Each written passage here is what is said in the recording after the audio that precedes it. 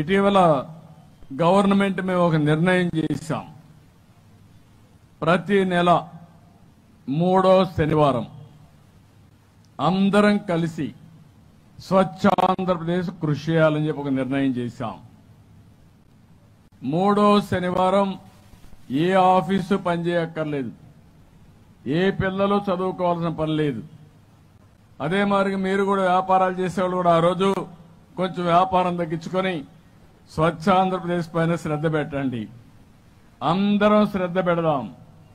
ఒకే ధ్యేయం, ఒకే ఆలోచన, ఆంధ్రప్రదేశ్ని స్వచ్ఛ ఆంధ్రప్రదేశ్గా తయారు చేసి భవిష్యత్తులో అది ఒక లెగసీగా తయారు చేసే వరకు దీనికి మనం ప్రాధాన్యత ఇవ్వాల్సిన అవసరం ఉంది.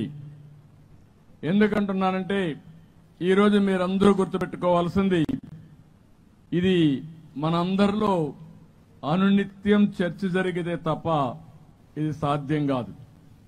మామూలుగా అలవాట్లు ఊరికే పోవు.